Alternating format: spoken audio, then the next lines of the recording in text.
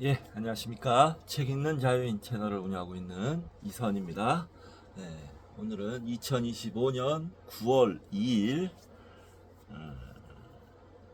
화요일, 지금 시각은 오전 10시 47분입니다. 저는 어제 월요일 일 열심히 했고요. 어제 차가 좀 냉각수 밸브가 터졌다기보다는 새가지고 부동의 냉각수를 교환하기도 하고 밸브도 수리하고 그러는 바람에 어제 늦게 집에 와서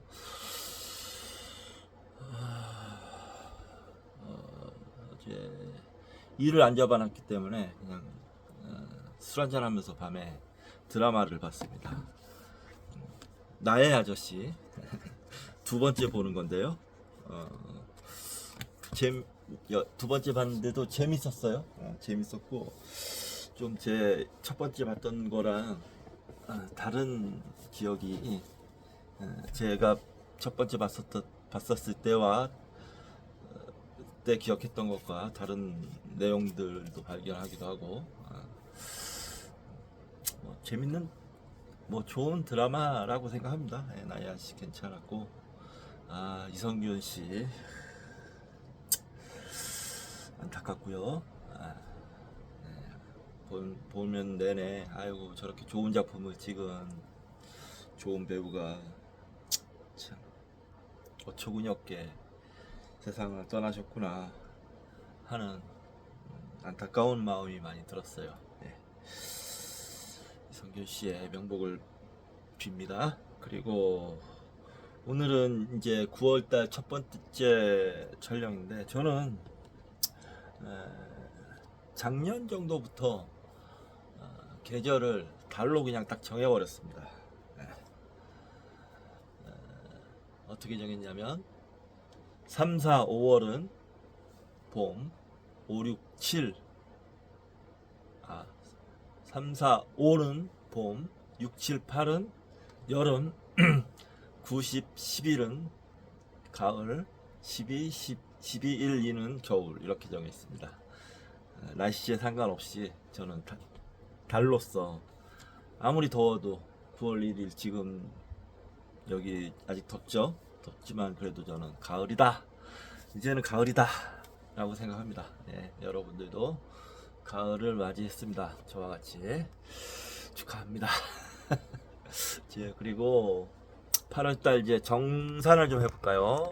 자, 제가 어떻게 살았는지 보여드리겠습니다. 자, 8월달에 저의 삶의 궤적입니다. 공부 많이 했네요. 45회, 20회. 일도 나름대로 열심히 했습니다. 참선, 명상도 꽤 저 정도면 늘어난 수치고요. 운동을 좀 신경을 많이 썼는데 18회 부족합니다. 20회는 넘겨야 되는데 영화 강의는 6회 이렇게 되는데 영화 강의는 저거는 좀 약간 유동적입니다. 체크 안 한 것도 있고 이래요. 그래가지고 크게 신경 안 쓰기 때문에 그래서 총 98회 이렇게 돼 있는데 저렇게 딱 해놓고 뒤돌아서 생각을 해보니 그래 8월달도 열심히 살았구나 라고 스스로 칭찬을 해봅니다. 8월달도 열심히 살았구나. 난 저렇게 열심히 살아서 나는 좀 더 성숙해졌겠지, 좀 더 좋은 사람이 되었겠지 라는 막연한 생각을 좀 해봅니다. 자, 이번 시간은 코스모스 지난 시간에 5장 붉은 행성의 블루스 못 끝냈는데요. 이거를 끝내고 전 1시부터 또 이제 일을 하러 가야 되거든요. 1시에 오늘 창원을 갔다 와야 되는데 그래서 미디어 보고 좀 하고 출근을 하도록 하겠습니다. 자, 그 전에 오늘도 책 한 권 소개시켜 드리도록 하겠습니다. 자, 내 안의 코뿔소. 두 눈을 감고 들여다보라. 올리버 반틀레 지음, 박성우 옮김, 엑소북스 같은데요. 엑소북스 출판사. 지금 수다니 바타 한참 필사를 하고 있는데 거기에 나오는 그 시구 중에 유명한 시구, 무쏘의 뿔처럼 혼자서 가라 라는 시구가 생각이 나는 제목입니다. 올리버 반틀레라는 사람은 독일의 언론인이자 작가네요. 이 책은 솔직히 말씀드리면 이 책 쇼핑을 하다가 샀습니다. 싸게 파는 책이었고, 근데 평가가 굉장히 좋았어요. 그래가지고 평가도 좋고 딱 제목도 뭔가 직관적으로 와닿는 어떤 강렬한 힘이 있고 해서 샀습니다. 괜찮은 것 같은데 좀 더 이 뭐 책도 두껍지도 않고 내용도 짤막짤막하게 이렇게 나눠져 있는 책이라 읽기 편할 것 같은데, 자, 2년이 된다면 읽도록 하겠습니다. 자, 이번 시간 259쪽 코스모스 259쪽 시작하도록 하겠습니다. 하단입니다. 259쪽 화성 표면에서 우리는 충돌 구덩이들을 많이 볼 수 있다. 통상적으로 운석궁 하나하나에는 과학자의 이름이 붙어 있다. 비시니액 운석궁은 그의 과학적 활동에 걸맞게 화성의 남극 지방에 자리 잡고 있다. 비시니액이 주장했던 바는 화성에 반드시 생명이 존재해야 한다는 것이 아니라 단지 가능성이 있다는 것이었다. 그는 생명의 존재 여부를 확인하는 일이 가진 의미와 중요성을 강조했다. 만약 화성에 생명이 어떤 형태로든 존재한다면 지구 생명 형태의 보편성을 시험해 볼 수 있는 절호의 기회가 된다. 이 점이 중요하다고 하더라고요. 과학자들한테는. 지구 생명 형태가 보편적, 그러니까 우주의 보편적으로, 전 우주의 보편적으로 비슷한 메커니즘이나 시스템으로 생명이 탄생하는지 어쩐지 그거에 대한 얘기입니다. 그리고 지구와 상당히 비슷한 행성인 화성에 생명이 없다면 왜 없어야 하는지 그 이유를 밝혀야 한다. 화성에 생명이 없다면 비시니액이 생전에 강조한 것처럼 처리군 가로 열고 생명이 있는 지구, 처리군과 대조군 가로 열고 생명이 없는 화성이 대비되는 고전적 의미의 실험 체계가 우리 손안에 그대로 들어오기 때문이다.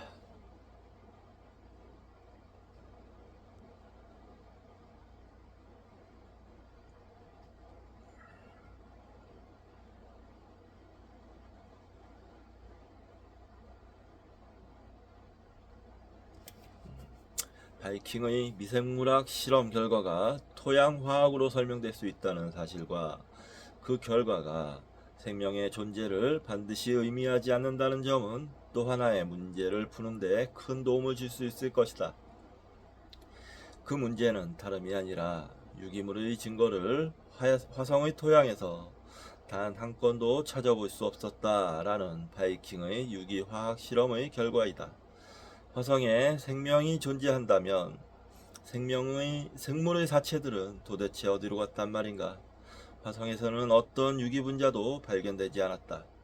핵산과 단백질과 같은 생체를 구축하는 기본 구성 물질이나 단순한 형태의 탄화수소마저 없었고, 지구 생명의 물질 따위는 아예 찾아볼 수가 없었던 것이다. 그렇다고 해서 바이킹 유기화학 실험과 바이킹 미생물학 실험이 상호 모순적이지는 않다. 왜냐하면 미생물학 실험이 유기화학 실험보다 유효탄소 하나에 대한 비율로 봤을 때 우선 1000배나 더 정밀한 실험이기 때문이다. 그리고 미생물학 실험은 화성 토양에서 함성된 유기 물질을 검출한 듯 하기 때문이다. 그럼에도 불구하고 두 종류의 실험 결과가 완전히 일치한다고 주장하기에는 여러 가지 사정이 우리를 망설이게 한다. 지구의 토양은 한때 살아 움직이던 유기 생물들의 유기물 사체와 잔해로 넘쳐나는 데 반해 화성 토양의 유기물질은 달보다 더 적다. 우리가 여전히 화성 생명의 존재를 가정한다면 화학적 활성이 강한 화성의 산화성 표면 성질 때문에 그 사체들이 완전히 파괴되었다고 할 수도 있다. 과산화수소가 들어있는 병에서 병균이 완전히 파괴되듯이 말이다. 그것도 아니라면 화성에 있는 생명은 지구와는 달리 유기화학의 지배를 받지 않는다고 주장할 수도 있다. 그러나 마지막 가능성은 내게는 설득력이 없는 하나의 애원으로 들린다. 왜냐하면 나는 마지못해서이기는 하지만 스스로가 인정하는 탄소 지상주의자이기 때문이다. 우주에는 탄소가 풍부하다. 탄소는 대단히 복잡한 분자들을 만들 수 있기 때문에 각종 생명 현상에서 매우 유익한 역할을 담당한다. 나는 고백컨대 물지상주의자이기도 하다. 물이야말로 유기화학이 작동할 수 있는 이상적 용매 체계를 제공하는 분자이다. 게다가 물은 상당히 넓은 온도 범위에 걸쳐서 액상 상태로 존재한다. 그러나 때때로 나는 이런 의문을 품고는 한다. 탄소와 물을 좋아하는 것은 내가 주로 이 두 물질로 만들어져 있다는 사실과 무슨 관련이 있는 것은 아닐까? 사람이 탄소와 물을 기초로 하는 생물인 것은 생명이 처음 태어날 즈음 지구에 탄소와 물이 가장 흔했기 때문은 아닐까? 지구 이외의 행성에서는, 예를 들어 화성에서는 생명이 물과 탄소가 아닌 다른 물질로 만들어지지 않을까? 따지고 보면 칼세이건은 물, 칼슘, 그리고 각종 유기 분자들로 이루어진 하나의 커다란 덩어리이다.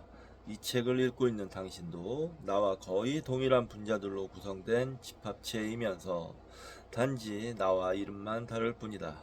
그러나 이것을 전부라고 하기에는 어쩐지 이상하다.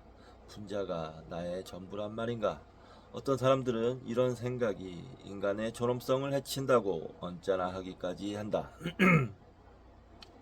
그러나 나는 우주가 분자들로 구성된 하나의 기계를 인간과 같이 복잡 미묘한 존재로 진화하게끔 허용했다는 사실에 기분이 고양된다.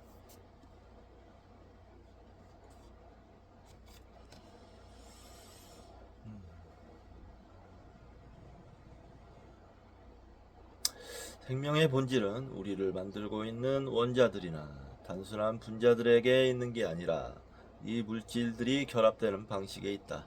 인체를 구성하는 화학 물질의 총 가치가 97%라는 둥, 10달러라는 둥, 하여간 그 정도로밖에 되지 않는다는 주장의 글을 종종 읽을 수 있다. 97센트, 센트네요. 퍼센트가 아니고 센트. 10달러. 참 상상력이 완전히 바닥을 치면 이런 결론에 도출하는 모양입니다. 예. 돈으로 친 우리 육체의 가치가 그것밖에 안 된다니 서글프다. 그러나 이것은 어디까지나 육체를 가장 기초적인 부품으로 환원시켰을 때의 이야기이다. 육체의 대부분이 물이다. 그까짓 물 어디서나 쉽게 거저 얻을 수 있다. 탄소는 석탄의 형태로 있을 때 어느 정도의 값이 나간다. 우리 몸에 들어있는 칼슘은 또 어떤가? 푼돈 주고 살 수 있는 것이 분필이다. 단백질이 들어있는 질소 역시 값도 없는 공기의 질소와 다를 게 하나도 없다. 피는 때로 생명의 동의어지만 혈액에 들어있는 철이라고 해야 녹슨 못과 다를 바 없다. 우리가 좀 아는 바가 있기에 망정이지, 그렇지 않았더라면 우리 몸을 구성하는 모든 원자들을 큰 양재기에 쏟아붓고 주걱으로 슬슬 저으면서 섞어서 생명이 만들어지는가 보려 했을지 모른다. 그럴 마음이 있다면 얼마든지 구해다가 마냥 섞을 수도 있다. 그러나 우리 손에 남는 것은 원자들의 아무 재미없는 혼합물일 뿐이다. 무슨 다른 결과를 기대할 수 있겠는가? 헤럴드 모로위치가 한때 재미있는 계산을 한 적이 있다. 사람 한 명을 구성하는 데 필요한 각종 분자물질을 화공약품 가게에서 구입하려면 돈이 얼마나 드나 알아봤더니 약 1,000만 달러라는 계산이 나왔다. 내 몸이 이 정도 나간다니 기분이 약간은 좋다. 그러나 필요한 분자들을 다 준비했다고 하더라도 그냥 병 안에 넣고 흔들어 섞는다고 해서 거기서 새로 사람이 만들어져 나오는 것은 아니다. 그것은 우리의 능력을 훨씬 넘는 일이며 이 점에 있어서는 앞으로 아주 긴 기간 동안에도 인간의 능력에는 큰 변화가 없을 것이다. 다행히 이보다 훨씬 싸게 먹히면서 사람을 아주 신통하게 잘 만들 수 있는 방법들이 있다. 내 생각에는 다른 많은 외계 세상들에 존재할 법한 생물도 대부분 지구의 생물과 동일한 원자로 이루어져 있을 것 같다. 원자는 물론이고 심지어 분자 수준에서도 아마 많은 세상의 외계 생명들이 단백질이나 핵산과 같은 지구 생물과 동일한 기본 분자들로 이루어져 있을 것이다. 그러나 그 조합의 방식은 우리에게 낯선 것일지 모른다. 예를 들어 대기가 아주 농밀한 행성이라면 생물들이 공중에 둥둥 떠다니면서 삶을 영위할 터이므로 굵은 뼈가 필요하지 않을 것이다. 그렇다면 그들은 칼슘 원자를 필요로 하지 않을 수 있다. 그러니까 어떤 특정한 원소들에 있어서는 다소간의 차이가 있을 수야 있겠지만 원자 수준에서 봤을 때는 그 구성 성분이 우리와 비슷할 것이다. 다른 세상에서는 물 아닌 다른 물질이 용매로 쓰일지 모른다. 플루오르와 수소산이 용매로 적당한 물질이지만 우주에 불소가 그다지 많지 않은 게 문제다. 플루오르와 수소산은 우리 몸을 구성하는 분자에는 치명적으로 해롭지만 예를 들어 성납 같은 다른 유기 분자들한테는 아무런 문제를 일으키지 않는다. 액체 암모니아가 그보다 더 좋은 용매가 될 수 있다.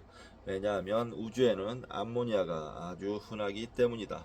하지만 암모니아는 지구나 화성보다 훨씬 추운 곳에서만 액체로 존재한다. 물이 금성에서 기체인 것처럼 암모니아는 지구상에서는 대개의 경우 기체 상태로 존재한다. 어쩌면 세상에는 용매가 전혀 필요치 않는 생물이 있을지도 모른다. 또 분자의 이동 대신에 전기 신호를 전파시키는 고체 생물도 가능하다.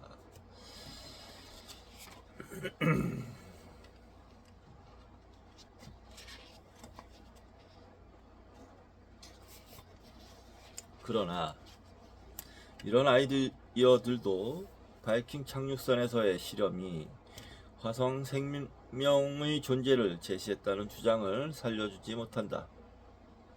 왜냐하면 지구처럼 탄소와 물이 풍부한 화성에 생명이 만약 존재한다면 그들도 마땅히 유기화학에 기반을 두어야 하기 때문이다. 그런데 유기화학의 실험 결과는 영상빛 미생물학 실험 결과와 마찬가지로 크라이세와 유토피아 지역의 미세 입자들 속에는 1970년대 말경에 생명이 존재하지 않았음을 일관되게 보여주고 있다. 남극의 건조 계곡에서와 같이 어쩌면 암석 표면에서 수 밀리미터 정도 내부로 들어간 곳이나 화성의 다른 지역에는 어떤 형태든 생물이 있을지도 모른다. 또는 화성이 지금보다 좀 더 온화했던 과거에는 생명이 있었을지 모른다. 그러나 적어도 우리가 들여다봤던 때와 장소에서는 화성 생명의 존재를 확인할 수 없었다.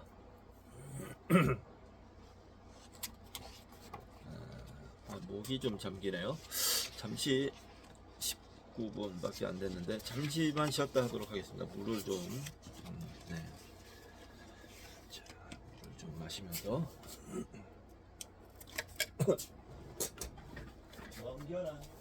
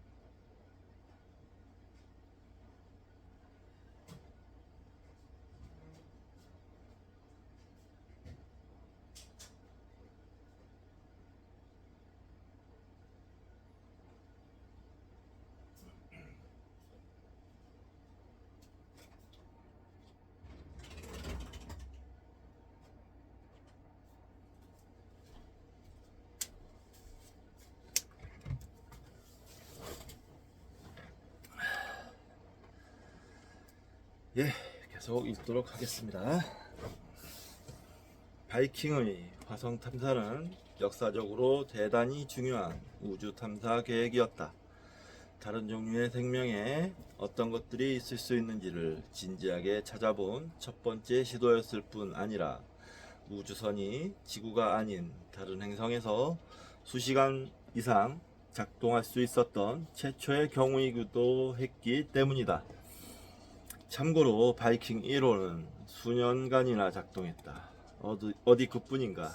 지질학, 지진학, 광물학, 기상학, 그리고 대여섯 개의 과학 분야에서 외계에 관한 데이터를 풍부하게 수확하는 기록을 수립했다. 이와 같은 찬란한 성취를 뒤이을 다음 단계의 연구는 어떻게 해야 할 것인가?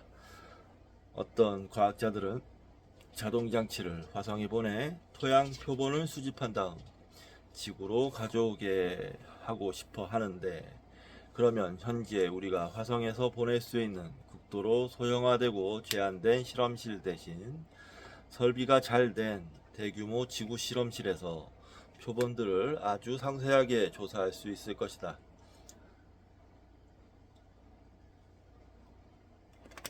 이런 방법을 쓰면 바이킹의 미생물학 실험 결과에서 문제가 됐던 불확실성이 대부분 해결될 것이다. 토양의 화학적 그리고 광물학적 성질들이 확인될 수도 있을 것이다. 그리고 가져온 암석들을 부서뜨려서 암석 내부 생명을 직접 찾아볼 수도 있다. 수백 가지의 유기화학 및 생명 탐구 시험들을 광범위한 조건에서 직접 현미경으로 조사하는 것까지 포함해서 해볼 수 있을 것이다. 심지어 비시니액이 개발한 개체수 검사 기술까지 사용할 수 있을 것이다. 비용이야 만만치 않겠지만 이 정도의 탐사 계획은 현재 우리가 가진 기술로 실현할 수 있으리라고 본다. 하지만 이 계획에는 역오염이라는 새로운 위험이 따른다. 미생물을 찾기 위해 화성의 토양 표본을 지구에 가져와 조사한다면 당연히 표본을 미리 살균시켜서는 안 된다. 그 탐사의 목적은 그것들을 산채로 가져오는 것이다. 하지만 그런 다음에는 지구로 가져온 화성의 미생물들이 공중보건에 위협을 초래하지 않는다고 누가 장담할 수 있을까? H.G. 웰스나 오션 웰스의 화성인들은 버른 마우스와 저지 씨의 점령에만 몰두하다가 그들의 면역 체계가 지구의 미생물에 대하여 속수무책이라는 사실을 너무 늦게 깨달았다. 그 반대의 상황이 벌어질지도 모른다. 이것은 심각하고 어려운 문제다. 화성 미생물은 없을지도 모른다. 존재한다 해도 그것들을 1kg을 섭취하고도 아무 일이 없을 수도 있다. 그러나 그건 아무도 장담할 수 없는 일인데다가 엄청난 도박일 수 있다. 살균이 안 된 화성의 표본을 지구로 가져오고 싶다면 지독하게 엄격한 격리 절차를 갖추어야 한다. 세균 무기를 개발하고 비축하는 국가들이 있다. 간혹 그 나라들에서 사고가 일어나는 듯 싶지만 내가 아는 한 아직 전 세계적으로 사고가 전염병을 발생시키지는 않았다. 어쩌면 화성 표본들을 지구로 안전하게 가져올 수 있을지도 모른다. 그러나 나 같으면 표본을 채집해서 회수해오는 탐사를 고려해 보기 전에 먼저 확신할 수 있는 안전대책부터 강구할 것이다.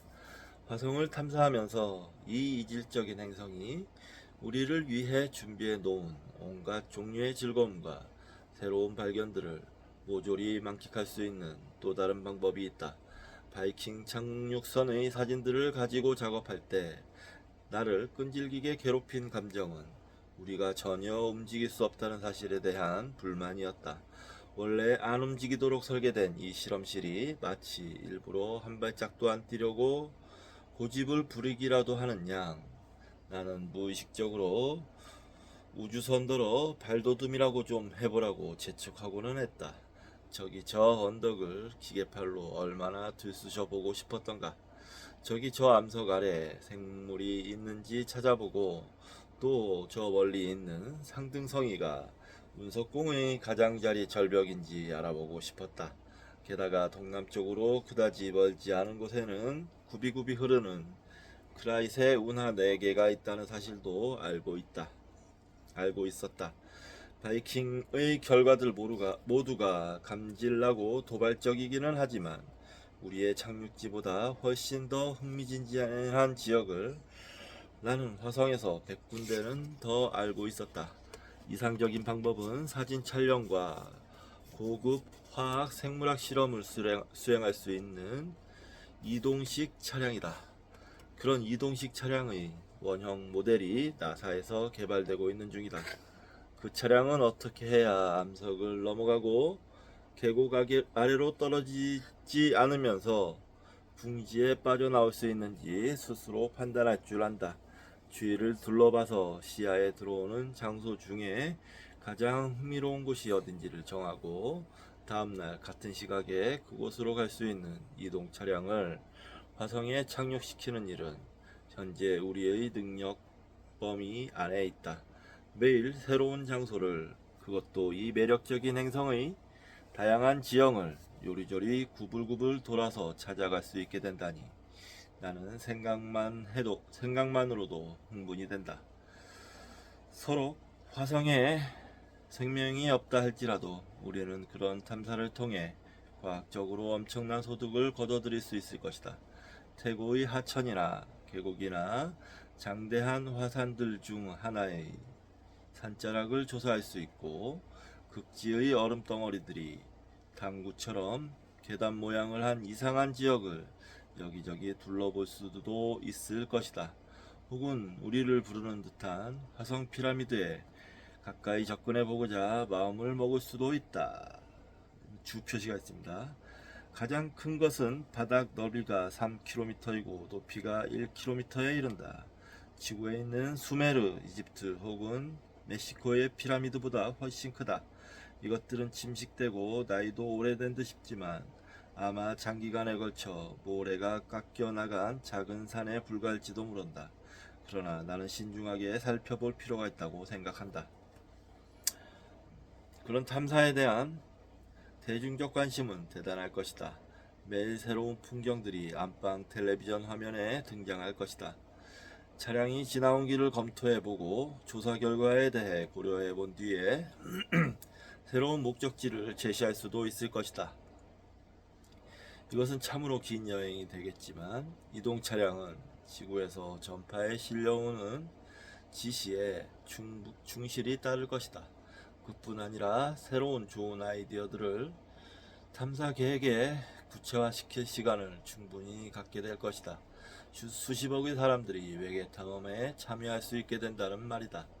화성의 표면적은 지구의 육지 넓이와 거의 같다. 철저하게 답사하려면 분명히 몇 세기 동안 꼬박 이 일에만 매달려야 할 것이다. 하지만 언젠가 화성 탐사가 완료되는 때가 오고야 말 것이다. 로봇 비행선으로 공중에서 지도를 다 작성하고 이동 차량으로 표면을 샅샅이 조사하고 표본을 지구로 완전하게 가져오고 인간이 화성의 모래 위를 걸어본 후에 말이다. 그런 다음엔 화성을 어떻게 해야 할까? 인간이 지구를 잘못 사용하는 수많은 사례가 있다 보니 이 질문을 제기하는 것만으로도 등골이 오싹해진다. 만약 화성에 생명이 있다면 화성을 그대로 놔둬야 한다고 나는 믿는다. 그런 경우라면 비록 화성 생물이 미생물에 불과할지라도 화성은 화성 생물에게 맡겨둬야 한다. 이웃 행성에 존재하는 독립적 생물계는 가치 평가를 초월하는 귀중한 자산이다. 그런 생명의 보존은 내 생각이지만 화성의 다른 용도에 우선돼야 한다. 그렇지만 화성에 생명이 없다면 어떨까? 화성은 원자재의 공급원으로는 적당치 않다. 앞으로도 수세기 동안 화성에서 지구까지 화물을 운송해 오는 데 드는 비용이 비현실적으로 비쌀 것이다. 그렇지만 우리가 화성에 가서 살 수는 있지 않을까? 어떻게든 인간이 거주할 수 있도록 화성을 변형시킬 수 있지 않을까? 분명히 아름다운 세계이기는 해도 화성은 편협한 우리의 관점에서 볼 때 문제가 한두 가지가 아니다. 지구인에게는 주로 낮은 함량의 산소, 액체 상태에 있는 물의 결여, 그리고 많은 양의 자외선 복사 등이 해결해야 할 큰 문제이다.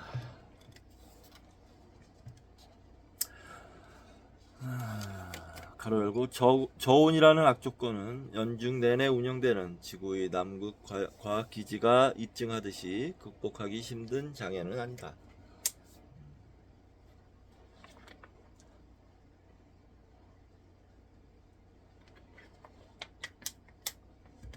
이 모든 문제들은 공기를 더 많이 만들어낼 수 있다면 해결될 수 있는 성질의 것이다. 대기압이 높아지면 물이 액체 상태로 존재할 수 있게 된다. 또 산소가 많아지면 지구인도 화성 대기를 직접 호흡할 수 있을지 모르고 자연스럽게 오존이 형성되어 태양의 자외선 복사로부터 화성의 표면을 보호하게 될 것이다.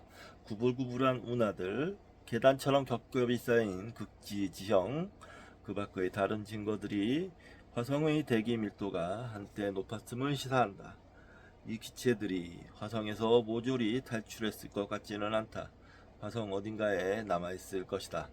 그중 일부는 지표면의 암석과 화학적으로 결합했고 또 일부는 지표면 아래 얼음 안에 갇혀있다.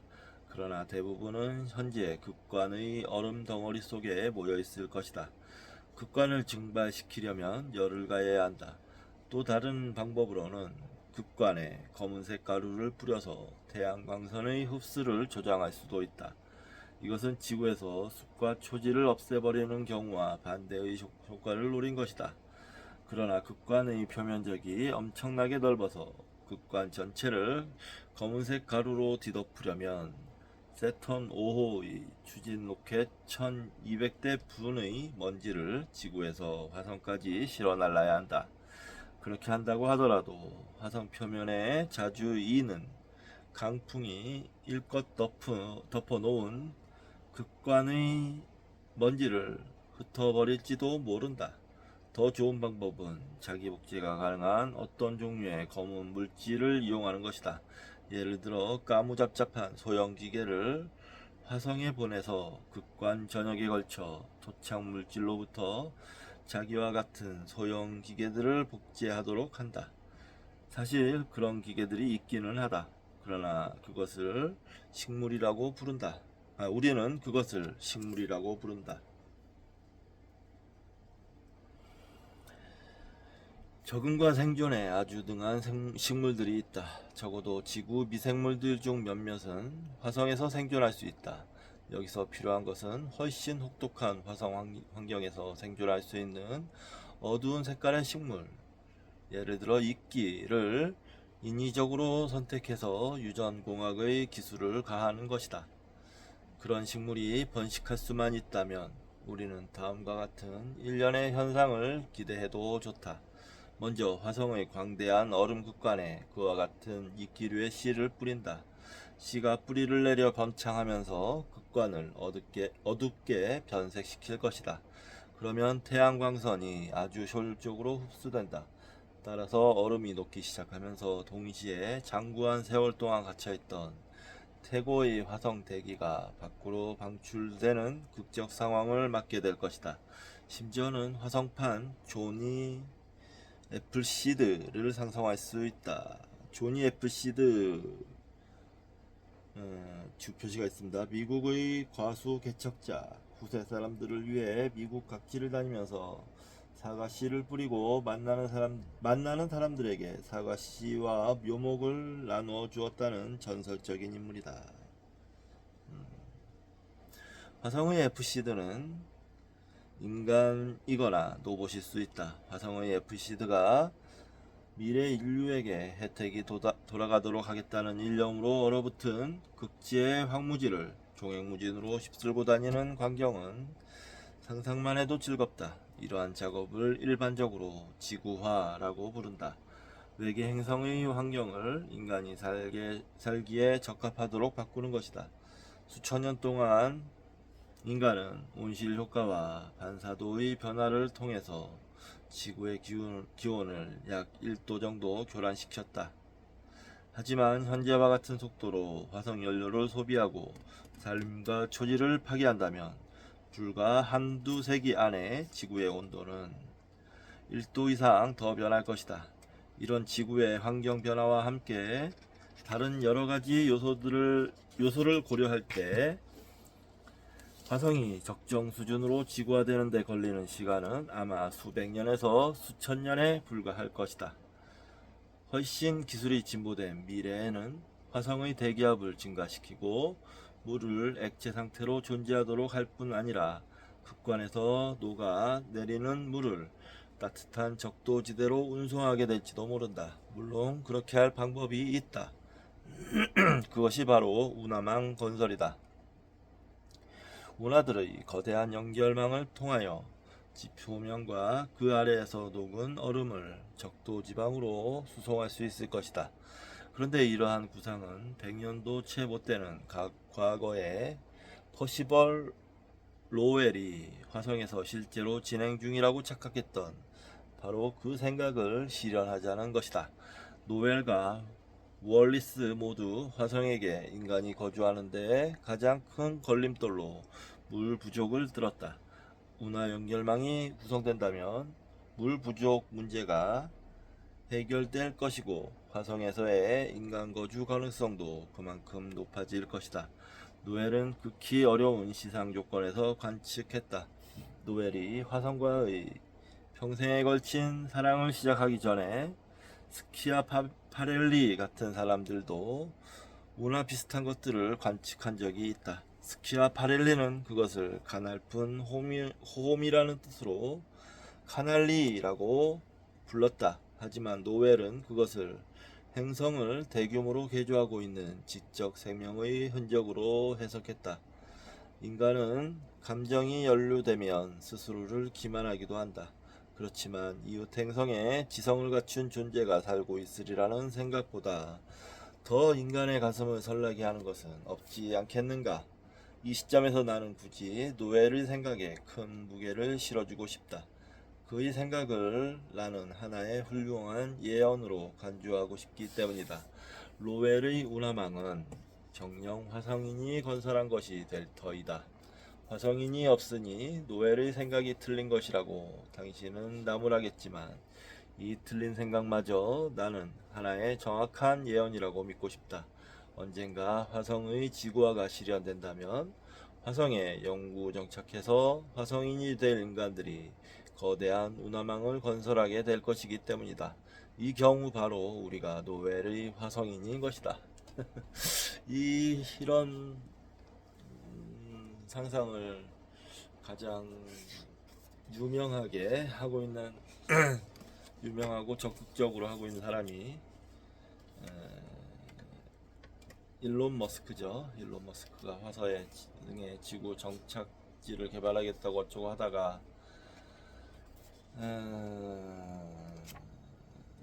트럼프 편에 들어서면서 트럼프 어떻게 잘 되는가 싶었는데 얼마 못 가서 싸우고 나와서 지금 둘이 상당히 사이가 안 좋다는 정도의 이야기를 알고 있습니다.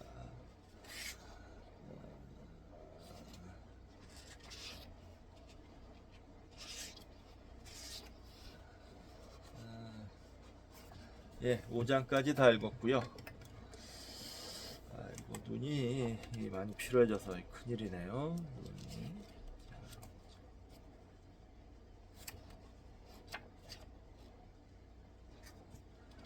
네, 점점 이제 흥미로워지는 것 같습니다. 이야기가 점점 흥미롭게 발전해가고 있는 이야기.